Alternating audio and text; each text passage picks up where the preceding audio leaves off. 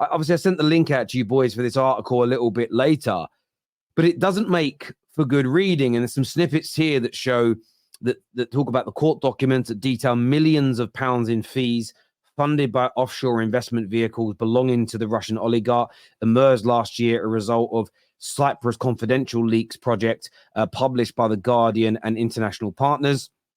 It goes on to speak about the Premier League are investigating whether Roman secretly subsidized his team by using offshore companies to make payments, which should, under rules designed to ensure fair play in the competition, have been made by the club itself, not from his own bank accounts. Another segment here that speaks about the beneficiaries of secret payments include the agent of Eden Hazard to sign him.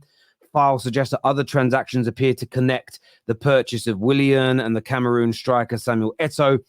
And although most of the evidence hasn't been seen yet, leading sports lawyers have previously told The Guardian that any payment for services to Chelsea ought to have been borne by the club, and that any failure to disclose them in the club's accounts might be seen as a breach of the Premier League rules. So overall, gentlemen, not a very good look at all for Chelsea Football Club right now, with the FFP situation, the self-reporting, and now this court case that's going to reveal multiple more documents, give the Premier League more access, that shows that their head honchos running the club are also involved.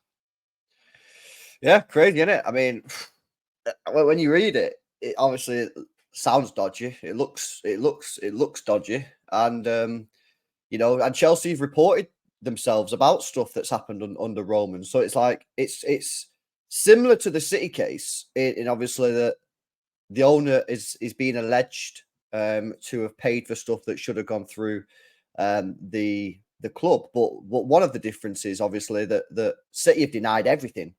And Chelsea have on certain things, obviously admitted stuff on stuff in the past. So it's a crazy situation, and I guess we're in unprecedented waters here, because no one really knows like what's going to happen. Obviously, we've got the Forest thing. Obviously, we've got the Leicester thing that's now going on at Everton, but they're minuscule. These are straightforward breaches of FFP. You know what I mean? Whereas what Chelsea have been alleged to have done, what City have been alleged to have done, is much more serious. And if City get found guilty or Chelsea get found guilty of any charges, obviously at the moment they've not been charged of anything. We should probably say that. But if they do get charged with something and get found guilty, same with City, it's going to be serious outcome. So yeah, it's interesting, and I just keep coming back to that. I know I say this all the time to you, Terry, and I don't want you to get bored in that, but I just keep coming back to that paragraph that was in the Forest judgment, because I just can't get my head around why would they have put that in there. In my opinion, it's just my opinion. I've not spoken to anyone. I don't know, and these guys on the panel can disagree. Or chat, you can disagree. I think it's a warning.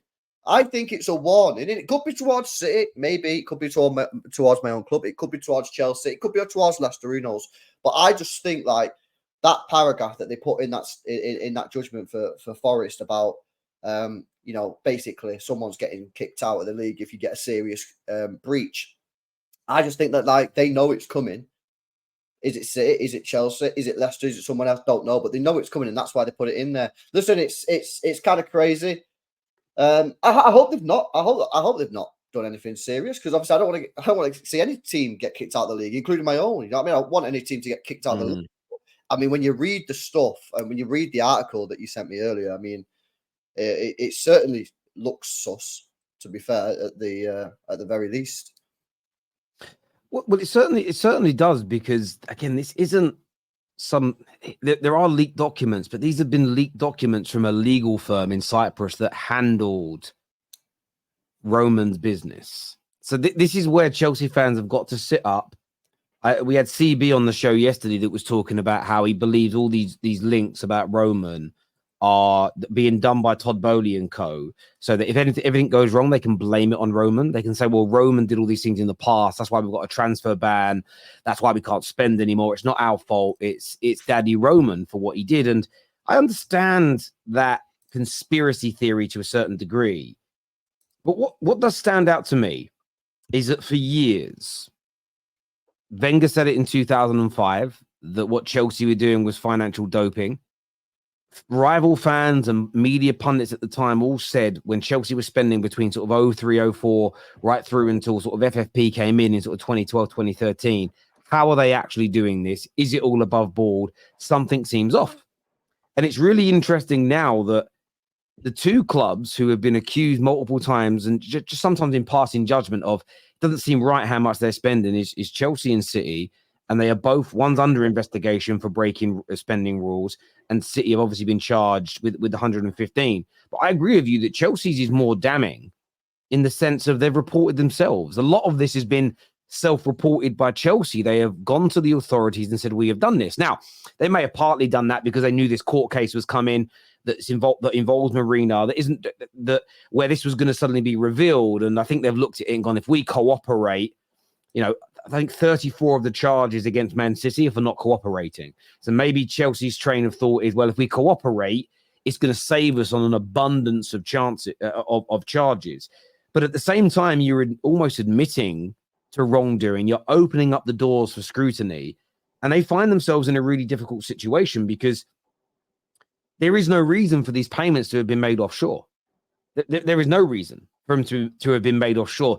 You're paying, like, I think it was about £9 million to Hazard's agent. The day after the payment went through, he publicly agrees to join Chelsea.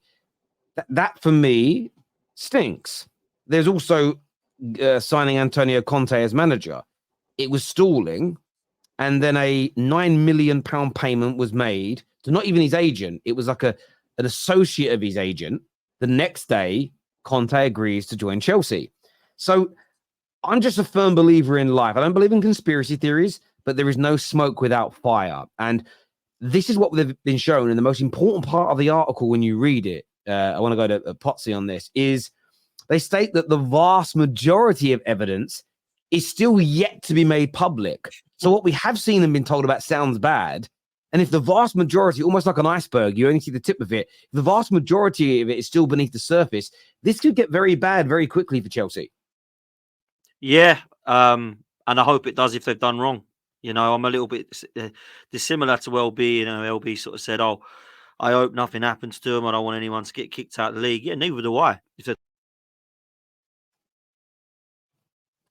done nothing wrong. But if that's the punishment, Arsenal if they've done wrong, Man United have done wrong, if that's what the punishment should be, as long as they have actually done wrong, then I'm cool with it. And this sounds dodgy as hell, Tel. I mean, we're talking about, people are talking about Todd Bowley and stuff. This is before his time, man. They're talking about Willian and Samuel Eto'o, talking about Marina, talking about Roman. And, there's that old age debate. Is money going to ruin football?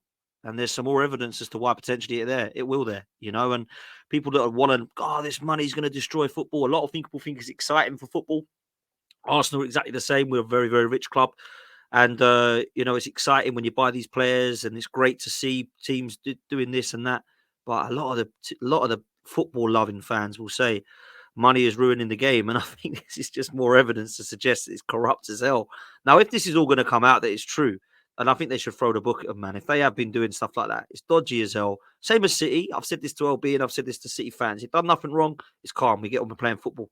If you start doing stuff which potentially could be either unfair or look like you could be cheating or look like it could be corruption, whatever, the right thing has to be done. And if that is demoted to the league, then do you know what? I know a lot of City fans and Chelsea fans.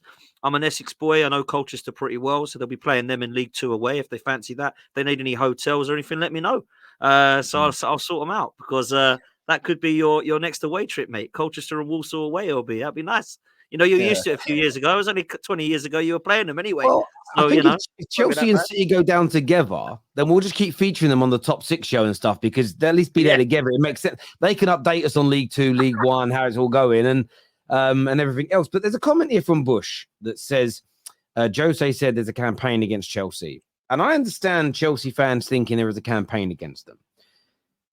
But let's have it right. In my personal opinion, journalists are not just looking for dirt on City and Chelsea. There will be journalists at all times, at all these major outlets, looking for dirt on all the top teams.